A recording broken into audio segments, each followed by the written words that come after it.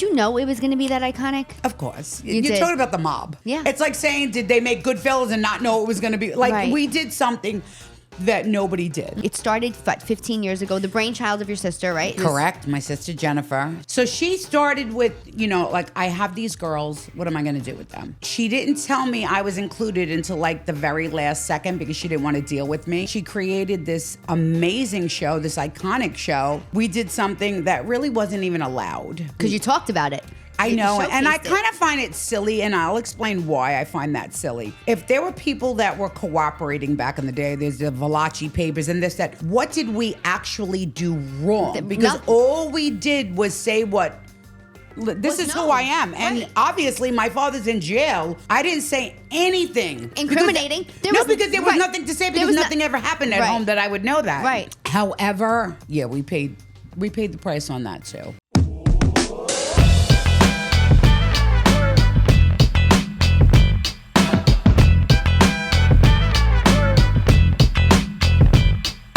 Coffee Talk. Good morning, everybody, and welcome to Coffee Talk with Cannistraci. I am so excited for this week's guest. The majority of you on this podcast or on my social media follow me because I am a strong female Italian-American personality. And I figured today I'm going to match that with somebody beautiful, loud, funny. With me now is Renee Graziano. Hi, Renee. What an introduction! I mean, you don't even need one. Yes. Thank you. That was beautiful. Strong, loud. Yes, we are here.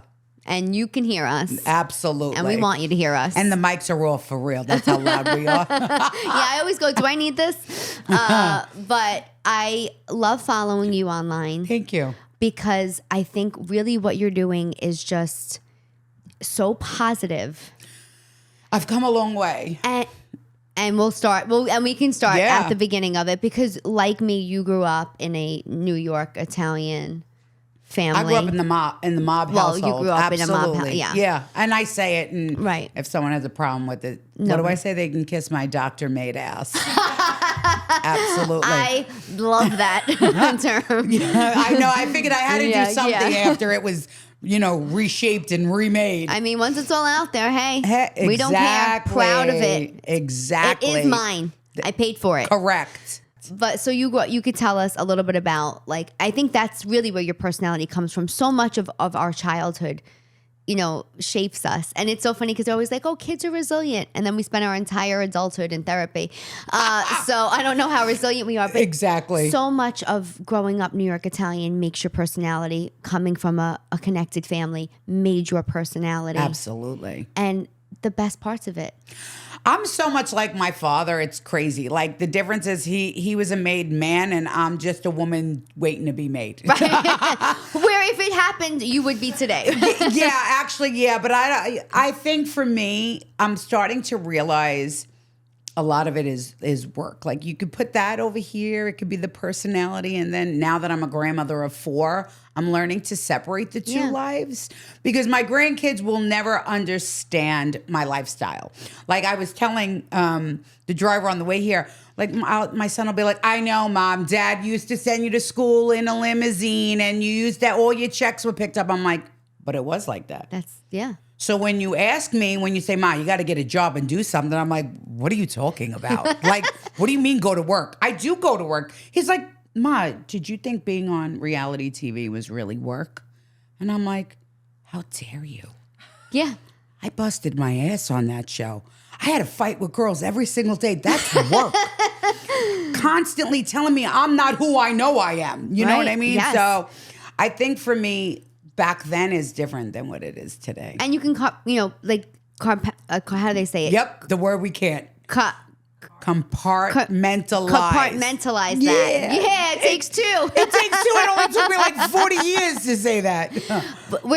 Because I always say women, we just get better with age, Correct. especially in minds. Like, we're just able to do things differently. My temperament at 44 compared to 24, 2 different Taras. Woo. I was fighting you in the street at 24. At this time, I'm like, I don't even got time to look at this. Absolutely. I'm worried, like, will I be able to move the next day? If I actually had like if Mob Wives was happening now, and so I started Mob Wives What when I year? was Yeah. 40. Okay. And I'm 55. So if it was happening now, no, I couldn't have any fights because Right. I wouldn't be able to get up the next day. My body hurts.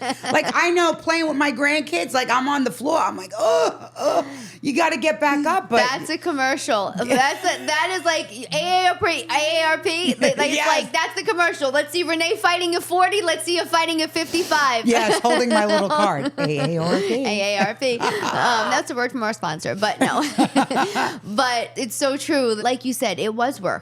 And Yes. did you think then, like, it started 15 years ago, the brainchild of your sister, right? It was, Correct. My sister Jennifer. She's brilliant. She super brilliant. Like Yes. 4.0 valedictorian, NYU graduate, the whole bit, and then got in trouble and lost everything, had to do time in the Fed. So Jennifer's story, you got to have her. She's phenomenal. I would love to. So she started with, like I have these girls. What am I going to do with them? And it was originally supposed to be scripted. And her, Drita and Karen, they're like Yes. childhood friends. Okay. Carla was my girlfriend. And she didn't tell me I was included until like the very last second because she didn't want to deal with me. I'd be like, when? I'd be like, can I do wardrobe? Can I do this? But long story short, she created this amazing show, this iconic show that will last forever. Did you know it was going to be that iconic? Of course. You You're did. talking about the mob. Yeah. It's like saying, did they make Goodfellas and not know it was going to be? Like, Right. we did something that nobody did. Mm-hmm. We did something that really wasn't even allowed. Because you talked about it. I know. And I showcased it. kind of find it silly, and I'll explain why I find that silly.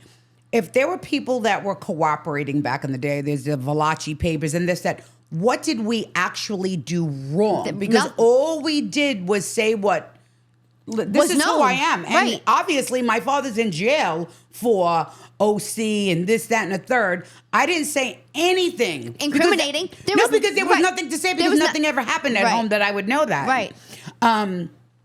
However, yeah, we paid the price on that too.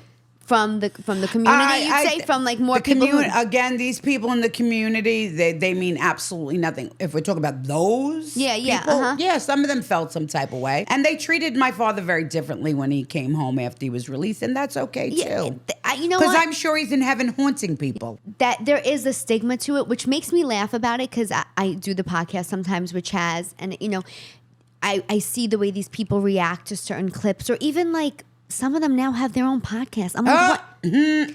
So it's like, what?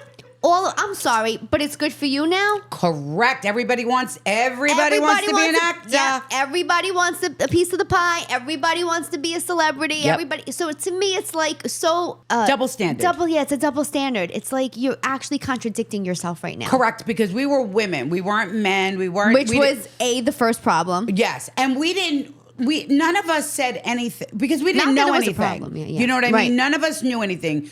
Karen was closer to the fire in that sense, and that's her father. As far as me, we did see what my ex-husband did to me, which was a complete disgrace when he cooperated. But people will always be like, you had to have known. I'd be in jail for murder because I would never let anybody do anything to my father. And not just my father. He did it to my son in all actuality because he put what he did to me and my child. If any parent or any mother or anyone thinks any mother would allow that, they're smoking crack. Right. Sorry. No. That was not my drug of choice, by the way. Champagne and cocaine over here. Get it straight. Right, much more quality. Yes. And you went through public discrimination for it. Oh, it was terrible. People didn't talk to me. Family members didn't talk to me. It was really terrible what I went through.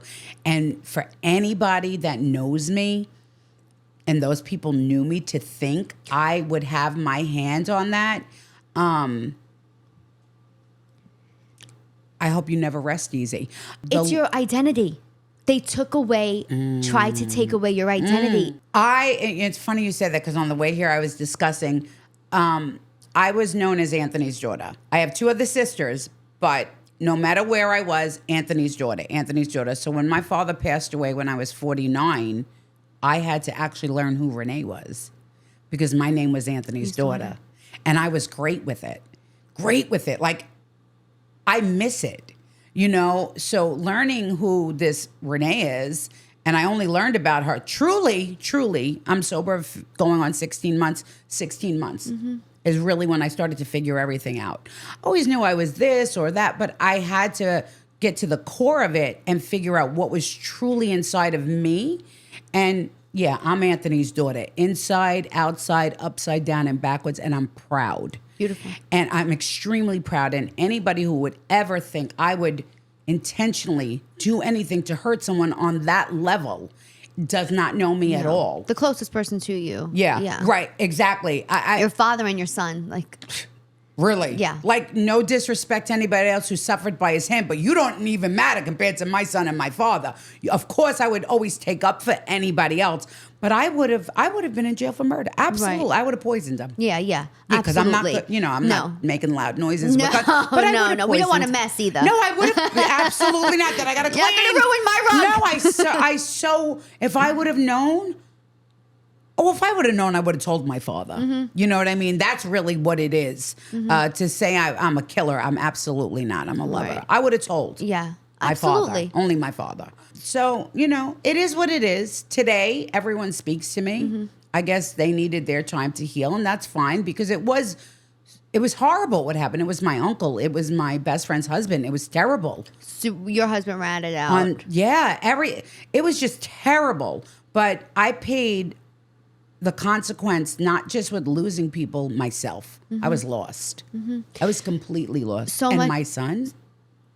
How old was your son at the time? 16. Which is such a critical age. He had a party in the house, and I never told this story. He had this, I was away, and he invited everybody over to the house, and he was sitting on the stairs, and he overheard kids walking, and they were like, whose house is this? They're like, oh, yeah, that kid, his father's a rat. And he said he was on the stairs and he heard it. He said he was sick. And I was like, I hate your fucking father. And I never say hate because it's such a strong word. No, I know. I'll say despise. I can't say it today because I just don't like to say it. I despise him, and his payback he's got blood cancer now. And people don't seem to understand something, and I don't wish death on nobody. No, I understand. But what you put out there, you will get back. And when you intentionally cause hurt and harm to people, your payback will be way more than what you've done to them. So for the 6 months this guy did, or for the year that guy did, or the 3 years that my father did, you have blood cancer forever. Right. And have no son. And lost the connection to his... Everything. Yeah. Everything. And I think there's something too, because there's sometimes, and I get this more with age, where I fixate on people getting their pay, or like, you've hurt so much, I have to let go and let God. And that's like a really weird place to be. For an Italian person, that is... It's not how we grew up. And it's so funny because there's so much of my childhood dictates who I am today. Yeah. The good, the bad, and the really ugly. And I can't change. And the really wonderful and beautiful too. Because we are absolutely. Italians are really good people. The passionate part of us is what makes us such a beautiful addition to a community and to society. But the other side of it, the temper that I grew up with, what I was introduced to, what I saw as normal men fighting, aggression, drinking, is also the part of me today that I try and say, you've evolved from this. But there's only so much I can evolve from where I came from and what I do, or so much therapy you can go to, that there are triggers for me to this day where my personality or my attitude is... absolutely. It's aggressive. You know what? I became much more aggressive. I think...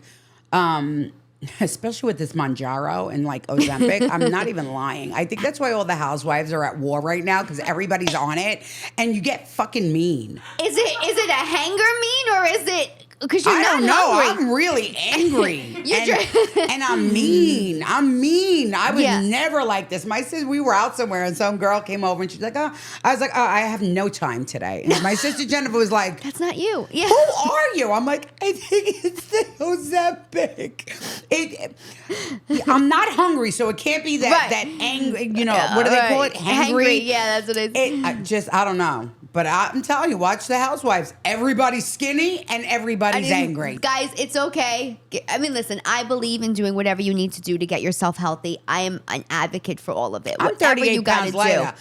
I am going to take that shot until I'm another 10 pounds lighter. And she'll just be nasty for the next 10 Absolutely. pounds. But approach with sweets.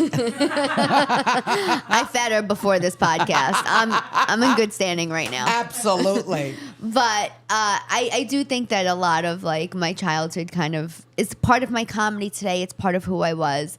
You brought it to reality TV. Yeah. Because you know what? If you can't make somebody laugh, you make them cry. Right. And why would you want to make them cry? Unless they sleep with your husband. I'm going to make you really cry. No, you could sleep with my ex-husband. Right. Please. Please take it. No, I think laughter, laughter is the best medicine. Laughter is the answer to everything going on in the world right now. If you could just make everybody happy and laugh, then we're not angry and mean. Right. You know what I mean? And I think comedy, we were starting to talk about it, but like we both, Lucille Ball and Carol Burnett. Well, who I grew up like idolizing. I have Lucille Ball. You would think like people would say that's so strange. You're supposed to have like, the Osmond brothers or whatever they were, or what was his name? Sean Cassidy. Yes. It was Lucille Ball for me. Me too. Because Lucille Ball, and to know her story now and know the pain that she was in, the ability to make people laugh. I think that's genius. I think that a lot of real comedians do, with the exception, I think they always say of Jerry Seinfeld, but what we talk about, what I bring to the stage is from the dark side. Yep. And Absolutely. how I got myself through it was through either being funny or making fun of it. So I think a lot of to this day, my dad comes to shows. My dad's sober 18 years now. Oh, congratulations. I got 15 months. Oh, you congratulate him. He didn't forget to pick you up as a kid. But you could, sure, you can say congratulations to him all you want. He wouldn't forget today. He wouldn't forget today. Okay. But, I had to talk about it. Yeah. And it was really healing for me. And with him in the audience, sometimes when I talk about it, it's very therapeutic. And he's a ham. He loves it. People go over to him. They congratulate him. He loves that. He doesn't care what I'm saying about him in the moment. All he knows is I'm talking about him. And that makes him happy enough. Because that means you love him. Right. And I've healed from it. Exactly. And there's forgiveness there. Yes. And the forgiveness is the biggest thing. Absolutely. Self-forgiveness. So you give him that every time. I know you have to forgive, but as the addict or alcoholic, we beat ourselves up all the time. Years later, we still beating ourselves. So that is, for him, he's like, yeah, I did it. Yeah, I did it. I made it. That's exactly how he feels. Yeah. Did you have to go through the steps? I go through it all the time. Oh, you mean like the 12 steps? The 12 steps? Absolutely. I've done the steps like 3 different times. I also, my addiction's a little strange. Like alcohol, never had an issue with alcohol. If I wanted to drink, I don't think I'd have a problem. I just don't like alcohol. It's a trigger because it reminds me of my ex-husband, which reminds me of abuse, a lot of physical abuse. My addiction, I partied when I was young. And then when I got older, I am a victim of domestic violence, sexual abuse, like a lot of abuse. All under the hands of your husband. Yeah, and then something happened to me July 7th, 2007. It's just like forever in my head at 4:35 in the afternoon and never go away. And I was sexually assaulted by a predator in a hospital on that date. And it has never left my head and never will leave my head. How old were you? I was turning 37. It was July 4th, so I was 36. I turned 37 8 days later. And it happened. And I say that to say if I didn't use drugs, overdose for the first time on July 4th, I wouldn't have been there. So it's not my fault what he did, but it's my fault I was there. And once I connected that, I was able to get over it. You have to own it like that? Because it was my fault. Not what he did. Right. It was my fault I was there. Right. Not what he did. So it was his fault what he did, Yes. but my fault I was there. Which is the distinction that people need to make because people think the act itself is their fault. Correct. So as soon as I Yes. realized, wait a second, fuck, if I didn't do this dumb shit, it couldn't have happened. it just was in my cards. It was supposed to. You know why? Because I could sit here today and help somebody and help else. somebody else go through Because I that. don't hold that over me. What my ex-husband did to me is much more detrimental to my mental health than the stranger. Because there was no connection there. So what I went through with him, that's personal. Because you knew me and you hurt me. That stranger didn't know me. He was just a loser, Right. sick son of a bitch Sick. who will pay his price, I'm sure, for the rest of his life. But for me, what my ex-husband did, he knew me. Big difference. What age did you meet your ex-husband? I was 20 when I met him. So he came home from jail. I know numbers. I have a thing with numbers and Me dates. too, Italians.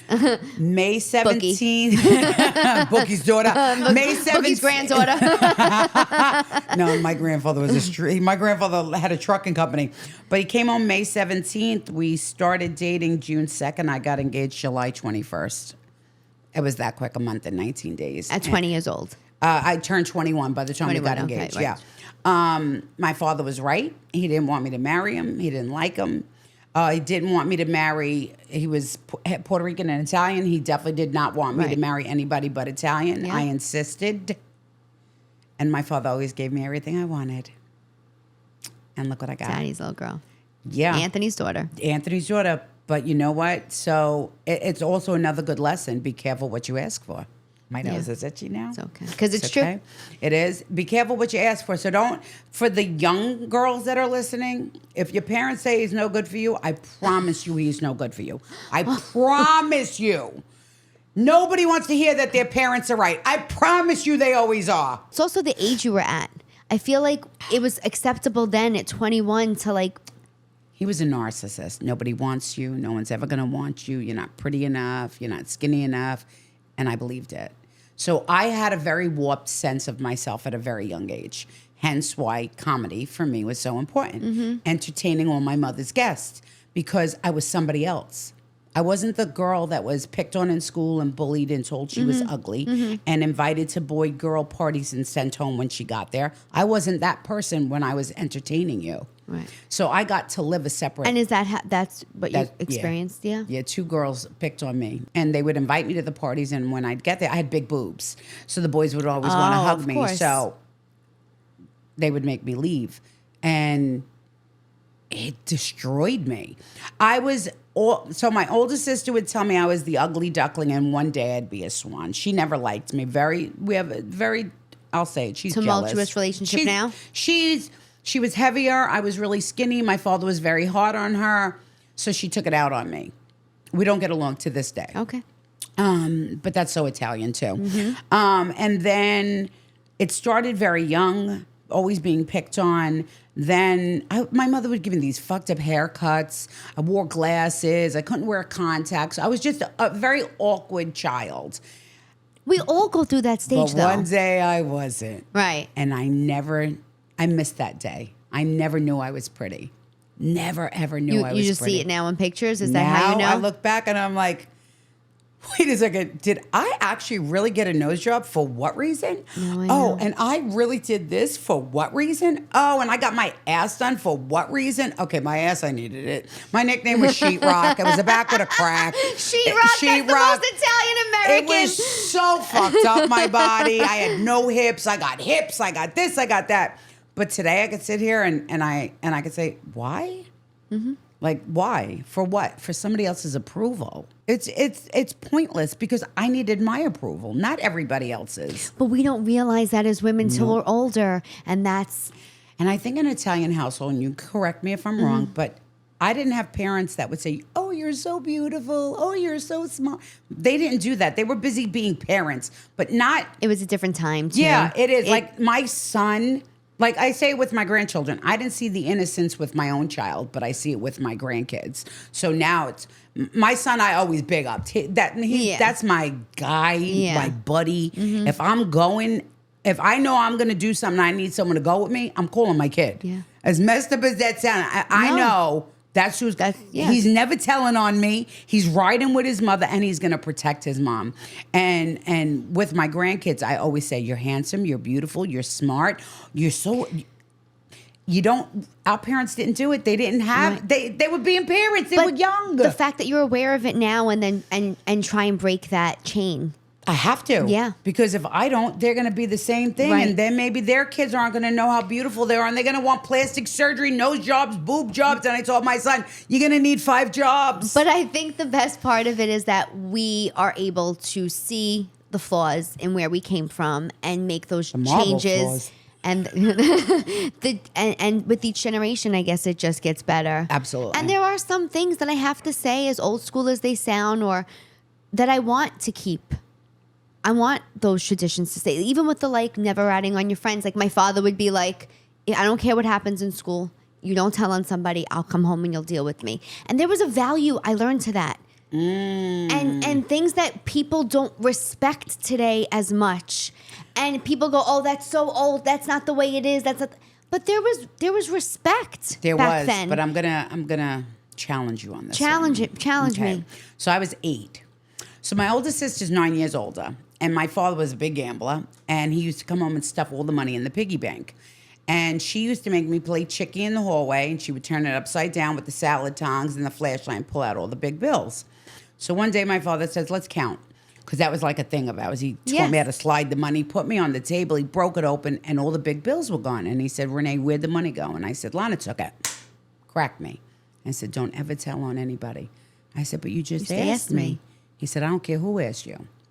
So I took that lesson all through life. So when my ex-husband was abusing me, you I didn't never tell told. anybody. So, This although is profound. the lesson, Yeah. I have respect for the person that doesn't tell. I want anyone who is listening, if someone is abusing you in any way, shape, or form, you have a right to tell your father. And if you're a civilian, you can go where you got to go. But if you're from like this background, you go to your family. If you're not, you go where you got to go. But I don't want everybody to, I want them to understand there is a difference. Yes. Don't rat on your friends.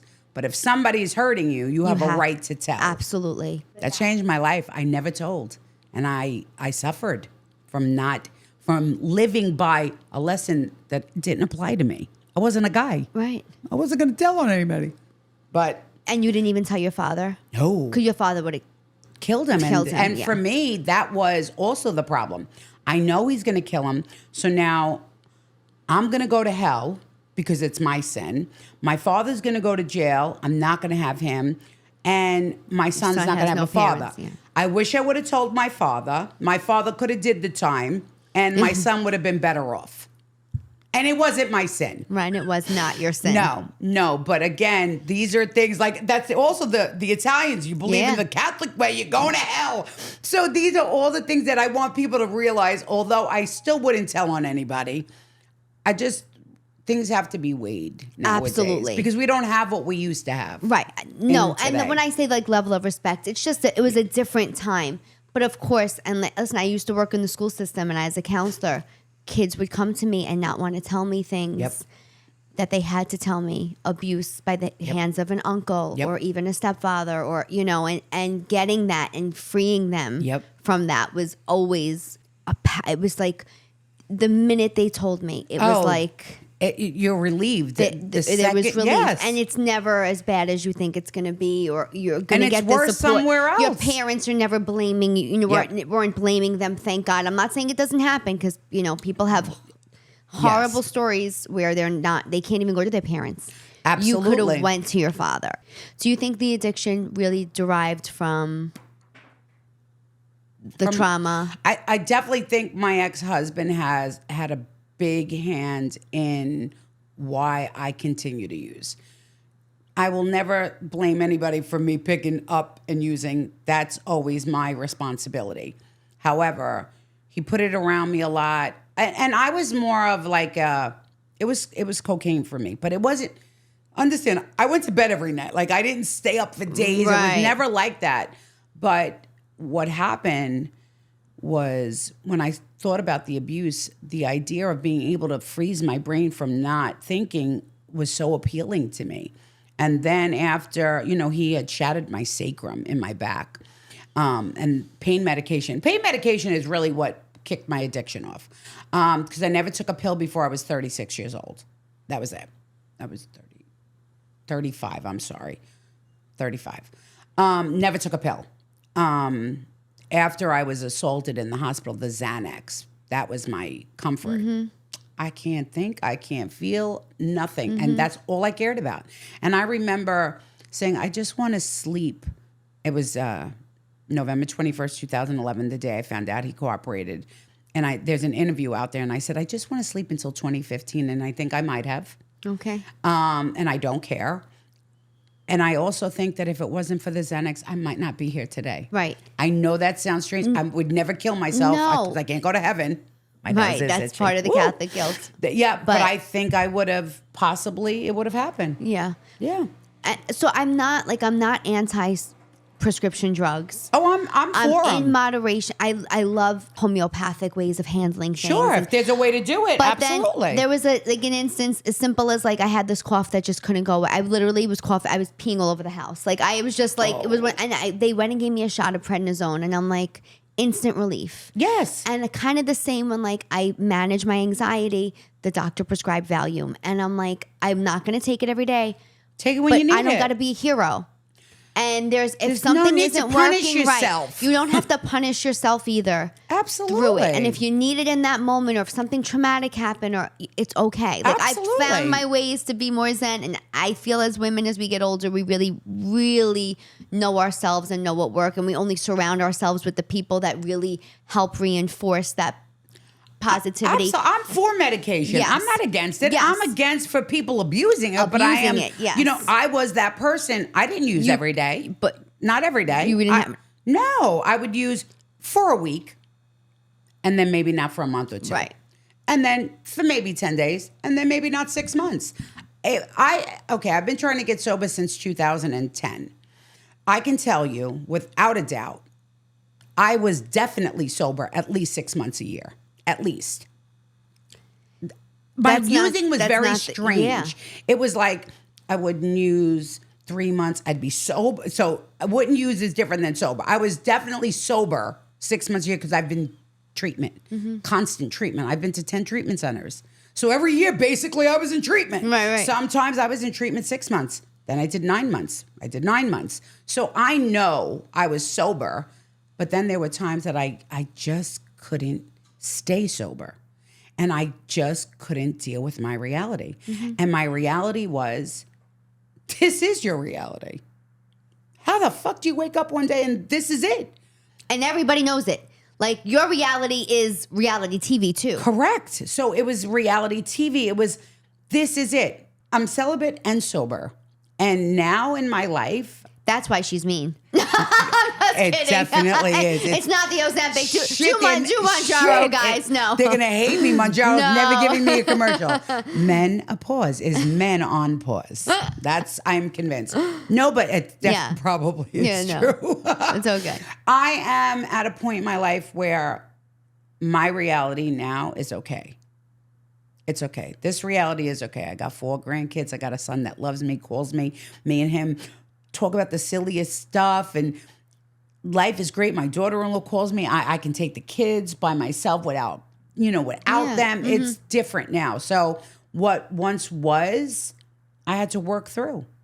And has your circle changed? I found as I got older, even up until a few years ago, friends I thought I would know for my lifetime. I found that friends that loved me when I was on TV and no longer am are gone. And that shame on them because I come back this year. But stay tuned. Stay tuned. Stay tuned. I would love to say it out loud, but I can't just yet. Okay. You're not welcome back.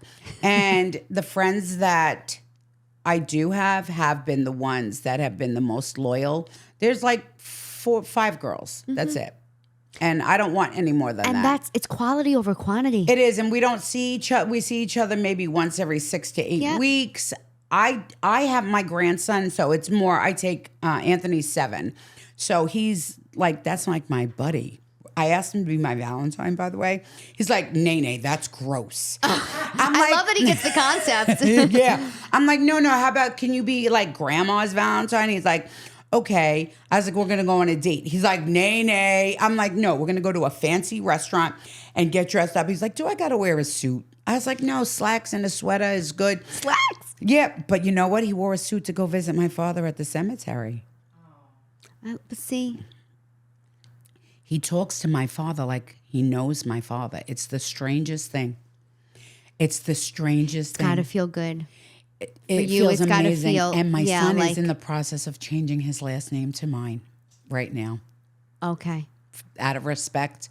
Well, his wife doesn't like his last name, which is Pagan, but they say pagan. And being Yes. a Catholic, and this is what's crazy. So, got to understand, I love God.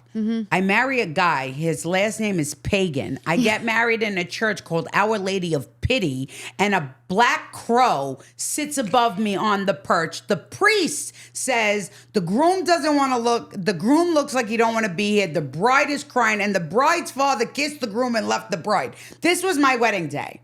Dead The ass. signs were there. They were. And I married the son of the devil. I kid you not.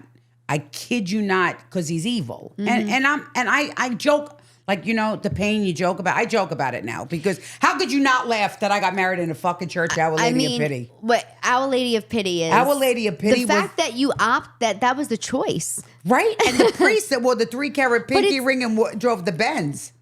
The best. Father Franciscini. Is reality TV. That it is. That was, you were reality TV before you were reality TV. Exactly. And I laugh about it now, but the fact that my son is changing his last name, because there is no other Anthony Graziano. Right. So it's from my dad first and foremost, but his wife don't even like. Well, none of us like it. Pagan. We don't even want. And do it young enough where the kids can change I their had name a in fight with a school. priest over my son because he called. My son didn't make his confirmation until his father came home. The first before he snitched. And he says, I'm going to call you pagan. And I walked into church. I said, listen to me, Father fucking Kelly. I don't care. That's his official name now. Yeah, it is. Because you shouldn't even be a priest to say that to a kid. Pagan. Pagan is horrible. Yeah, literally. It's a horrible thing Right. to say to a child. It's Pagan, by the way. It is. My mother's maiden was Pagano. Okay, she got the O. At least she got Could the I O. borrow At least it? I'll lend it to you now. No, but my son is going to change his last name. Good for you. I'm so excited about that. And it's a tribute to your dad. Well, it's more for my father than anything. And also, you put it all out there. I know it was the mob wives. I know people said, oh, this, but it was real. And it was honest and it was raw. And the same thing about it that you can say, oh, this doesn't look right or right, is the same way they go, wow, how refreshing. Or wow, look at this woman now coming and being so honest about things like women being abused. Absolutely. Getting yourself sober. With the sobriety comes the having to go back, I know, from the steps and making amends with people. Oh, I did that. So a lot of the girls that I fought with on television, I apologize. I apologize to all. I don't speak with Drita, but I did send her a text message when I had gotten sober. And you did it. And Yeah, we don't like each other. There's no That's love okay. loss or whatever. It is what it is. I will say, funny bitch. Absolutely. There were scenes we did together, hilarious. But I had to make right a lot of my wrongs, and I did. And if you don't accept it, you don't have to accept it. Right. But for me, I had to. A lot of people will say to me, well, you spoke to that person. You forget. Yeah, because I did something wrong. Now, there are people on the list that will never get an apology, ever. And I'm good with that too, because they don't deserve that, whether I did something or not. What they did was a lot worse than what I did. Right. It's not, I don't believe in forgiveness for all. It's Definitely not. Crazy as that sounds, I feel like, but when you do want to apologize, it's more for you too. Correct. And it's like, I can reflect on this. I can say what I've done. Right. You did it with, and you said you fought with a lot of the cast members. The one girl, Natalie, that I had the physical altercation with. Yeah. Now, I'm not going to say I wasn't antagonized, but the bottom line is I didn't need to put my hands on anyone. Right. At all. Because I'm really not into That. physical violence. I'm really not. And I can't Were you fight. exposed to it And much my in nose Staten is Island? expensive. And I paid too much for this. Way too much. But Well, guys always fought. yeah. And I always stayed with the wise guys' kids. So there was always something going on. There was a lot of murder, I think, growing up. I saw a lot of that. A lot of I didn't see anything. Right. But friends of friends, you know. right. You knew it was prevalent. I mean, you could Yeah. read, you know, it's in the Yeah. newspaper. So there was always something, but that was normal. And that's what a lot of people don't understand. Like, there were so many things that were bad. They were just normal to me. Oh, that guy got, Oh, what are you going to wear? Oh, I got that black. It was just, that's so warped. Second nature, yeah. But That's it just what it was. Now I go to a wake and I laugh because I get so nervous. That happens. I get the giggles so bad. I actually can't do it anymore. I get so nervous because I think now I'm so in touch with death that I don't know how to behave. Right. You know what I mean? Because you just taught, you go, you did. Yeah, it was very warped. Speaking of passing, we were able to reconnect with, was it Big Ange that you had Yes. before she passed? Yes. So that fight Big Ange and I had was a very unfortunate. I got the blame for something, and years later it came out that, and I do know this to be true, the producer Patrick, who he passed away, he told information, and then it was never me. I would never rat on. That's just not in my. Right. It's just not In your me. DNA, I would 100%. not want to hurt somebody. Even if I don't like you, 100%. I'll tell you to your face, but Yes. I'm not going to go and cause your family heartache. And that was why Angela and I had a fight. I got the blame for something. They said I put something in the news. Never on my 4 grandchildren's eyes. No, yeah. Never. However, Angela and I had a horrible fight on that show. We did Make amends. we did. I actually spoke to her shortly before she died, actually. And I told her I loved her, and I do love her. I speak to her daughter practically every other day. Right. And it's so nice that it can come to that now. And you're being honest about it all. The flaws that you've had, getting sober, inspiring others. You scream positivity on a social media platform where you came from, maybe flipping table or fighting in a previous thing. You've shown the growth.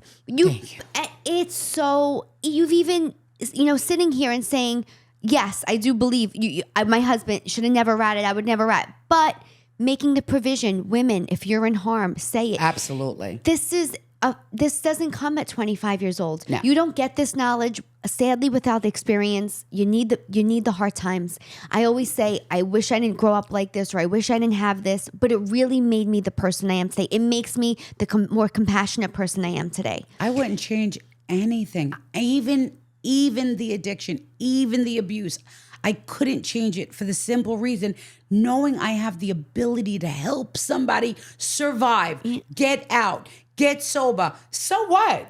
God, I'm still friggin' here. And let me tell you something. I should not be here. I know how many ODs. I know how many beatings. I know dying on an operating. I know I shouldn't be. I've defied medical history. There's like a thing. They can't seem to understand how I lived with losing 6.3 pints of blood, MRSA through my whole. They don't understand it. You died on an operating table. I died on an operating table, getting my ass. This fucking ass. I died for my ass. So it is hers. So it is mine. But getting MRSA, losing, I bled out. 6.3 pints of blood. What do we have? Like, what woman has, 8? Well, I think it's like 8 pints of blood. I'm not positive, but I know from what they told me. I had a 4-pint transfusion. Like, my rights were taken away. I didn't even want the blood because now I'm thinking I'm getting every disease under the sun because you got to get it from 4 different people. So my mother came to pick me up the next day. I couldn't see. Like, I was losing everything at that particular moment. So I know God's plan for me is way bigger. So what am I going to, I can't carry a grudge forever. Yes, For yourself too. Absolutely. But I'm not going to sit here and say I don't despise my son's father, and I don't despise the girl that stole from me, and I don't despise the 2 girls that made me hate myself all of my life. I don't like them. You don't have to. No, I don't have to. How liberating. You don't have to like everybody. No, but I had to come to the realization. I was carrying it in my heart, and my heart was getting dark. Yes. And I was getting bitter and angry and mean, and I was becoming somebody I know I'm not. And here you are today. So beautiful. Thank you. So positive, except for when she's on Manjaro. And which I'm going to take my shot after this. the last thing, well, first we're going to have lunch. Yes. The last thing I want to touch upon with you, because I've become popular now for being from the Bronx. And I feel like Bronx, Brooklyn, Staten Island. Yes. We're like so connected, so the same. There are so many similar things. A lot of the things I said, like the nostalgic part of like growing up with the words and phrases that I feel nobody says anymore. Did you come from like, you grew up, you were from Brooklyn? Born in Brooklyn, moved when I was 3, raised in Staten Island. I only had one grandparent from the other side. Okay. And the biggest thing in our house was Butana. And I always thought it was with a B. Yeah. And so, which we did. The P's are the B's. Wait, ready? And so I had a Sicilian boyfriend, and the mother came over, and his ex-girlfriend called her and said something about me, and she called me a Butana outside the house, and we had a fist fight. True story. He got deported. You had a fist fight with the mother. With the mother. No! She fucking called me a whore. A prostitute, excuse me. That's what she said? Yeah, I was like, listen to me, bitch. I'm a mother. We ain't doing this. I don't give Butana in the middle of the street on 83rd Street, I think, at 13th Avenue. So, yeah, you use those terms. Yeah. And it's like when it's, like it's. Do you use them with your grandchildren? Like, are there terms that you don't, like, not Putana, like, or like Mamadel or like Zingadel? No, or, we didn't really have that in the house. No, it really wasn't like that. I love when I hear like the slang and the words. Like, it's like when you still go out and people say mozzarella. I'm like, what'd you say? Yeah. Do they know you're from New York everywhere you go? Oh, everywhere I go. Florida. I was in Florida and I was going to get coffee. Coffee talk. And they would take it forever. And I'm like, what are you doing? What are you doing? What takes you? Put it in the cup, put the lid on and they look at you and they tilt their head like the dog. And they look at you. Give me the coffee. I gotta go. It's coffee. Don't you drink any? Aren't you like... No. I think that's my biggest thing with traveling more and being on. It's like people, first of all, the minute they open mouth, oh, what are you from New York? Say coffee. They'll tell you to say words. Yeah, right. But it's the patience I don't have. I'm like, I would have already had water in my hand, a cup of coffee, and a menu. They just don't move down at the south. speed They like that for me we to curse. They love when I curse. They do. Atlanta. I will never forget. It was like, say jerk off. I'm like, jerk off. They're like, oh, that sounds so good. And when we do say it, it does sound good. It sounds so much better than the person that don't sound like us. Sometimes I get these moments where I listen, I'll get really excited on camera and I'll hear and I'll go, oh God, that's like nails on a chalkboard, that accent. But then people love it. And you know what? I love it when I listen to you. I don't even know if I hear it. I just feel like I know you. Exactly. The minute you open your mouth, I'm like, I know her. I identify with this. I relate. Absolutely, because there is something that we do relate. It's because it was in our household. It's not just the way we speak. It's like a. I don't even know how to explain what it is. It's like when you don't know somebody and you can go, like I walked to your house, I'm like, this is beautiful. Yeah. You just automatically feel like you have a connection with somebody because you know that they had the same upbringing. It's so, whenever I meet a New Yorker, I go, oh, thank God. Yep. If I'm out on the road or especially if it's a borough person, I call them my borough breads. I want a Bronx, Brooklyn, Staten Island, Queens person. Absolutely. I immediately gravitate. We could be 30 people in a room. My husband goes, you found the one guy from Bronx or the one woman from Staten Island. I'm like, yeah. And it's not just Italians because not all Italians are like us. You got like the white Italians. Yeah, no. And like I don't mean to call them white Italians. I just did a whole thing on it. I just did a whole thing where I go, I don't identify as a white girl. Like that's not how I would. Oh my God. People always say, me and my mother argue over this. She's like, you're Caucasian. I said, don't you ever insult me again. She's like, what? I'm like, I am not white. She's like, Renee, but you derive from the Caucasus. But, my mother wants to give me the fucking history lesson. I said, you might be. I'm not. I go, okay, you want to label me Caucasian? I'm not white, though. I always say white is like middle America, like Bill and Hillary. Yes.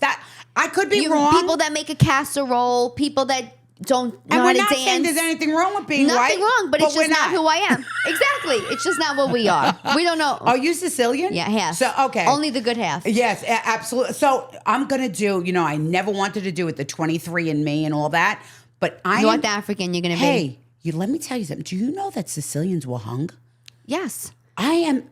Absolutely. Okay, so I didn't know all this stuff about Sicilians. I did an episode on, We were not liked. No. And I am starting to find out all this stuff. I didn't realize that Sicilian people had to go through so much in life to get to where they are. Mm-hmm. And I do know about other races. Of course. But I didn't know Invaded. the Irish even. And I'm starting to say, hey, wait a minute now. We all got a story. Mm-hmm. There were signs back in Rhode Island back in the day that said no dogs or Italians allowed. You know, How if there was dare they? true discrimination, how dare they? True discrimination I still get discriminated against. for being Italian. Yeah. Some people feel no, mob. The mob. Yeah, I was going to say, is it? You think it's more the mob? Really? It's Yeah. definitely people automatically, and I'm good with it. Yeah. Discriminate. Oh, let me go crying. I think there's a check for that somewhere. Yeah. Let me go cry my bags of money I'll get for being me. Well, I love you. Thank you. I love you too. And New York is always going to be home. Forever. There's nowhere else. No. There's there nowhere is else. nowhere else I want to be. Oh, well, good. We love to Absolutely. have you. Thank you. Thank you guys for joining Coffee Talk. This was amazing for me. I know it was amazing. Absolutely. I'm pretty sure it was amazing for you too. We're going to go eat now before she does her shot though. Yes. All my shows are listed Manja. at tarajokes.com. We're going to go manja. Coffee Talk.